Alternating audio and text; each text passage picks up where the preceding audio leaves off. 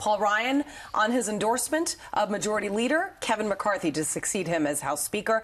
Question is, when is he going to do it? Because as some Republicans are criticizing his decision to finish out his term and retire in January, arguing it will lead to a power struggle within the party ranks. Let's bring in our next guest, Ari Fleischer, press secretary for former President George W. Bush and Fox News contributor. Ari, great to see you.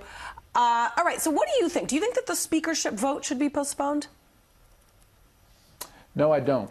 And you know what? I've watched, this morning made a couple phone calls, I should say, to a few members of Congress to get their take on it, because you really have to have an insider's perspective.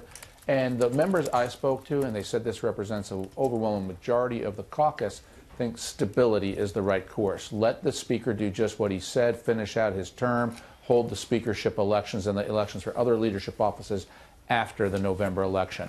I agree with that. I think that's the wisest course. Ryan's camp argues that House Republicans would be best served in the midterms by keeping him in the post through the election. How will Ryan's presence affect Republicans in the midterms, do you think, by Ryan sticking around? And is he hampering Kevin McCarthy's role as his ultimate replacement? Well, on the second one, no, he's not. I think Kevin McCarthy is going to most likely be the speaker. Let's wait and see what happens after the election, if there are any external events that change minds. But this won't hurt Kevin McCarthy's chances to be speaker.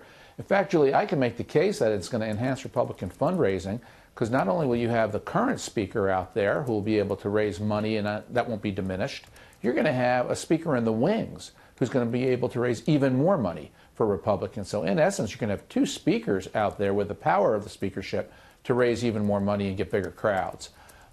So I do think the right thing is to have stability. And one other point here is, if you held the election today and the Republicans lost the House, then the speaker would step down, no Republican speaker anymore. He becomes majority leader. The majority leader then steps down. He backs into the whip job.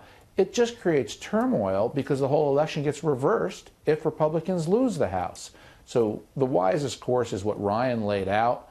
Let him finish his term and hold the leadership elections after the election. How much of this is a power struggle? Because in his comments, Paul Ryan said there's nobody who comes close to being able to raise the kind of money that I have. I can still raise for this majority. It makes no sense to take the biggest fundraiser off the field. And I think almost all of our members see it that way as well. But not necessarily all their members see it that way, because one of McCarthy's allies, Congressman Tom Graves, when he tried to make the case last week that essentially he believed that McCarthy should be voted in now rather than later, Paul Ryan, he didn't like that so much, and he, in fact, publicly insulted the idea, and I felt that maybe he was insulted himself. He doesn't believe that people would want to push him out. You know, what's the harm in holding the vote now to secure the speakership?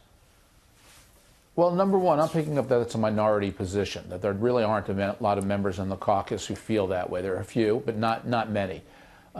And the harm is just what I outlined before. It's the stability argument, that there's a lot more stability in keeping Paul Ryan here now.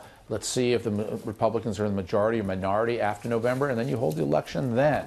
And I think also members want more stability. They don't want palace intrigue in a race. Because remember, it's not just for the speaker. Then you'd probably have a race for majority leader and a race for whip. Everything comes open now. Yes, there's an element. These are all power struggles to a certain degree.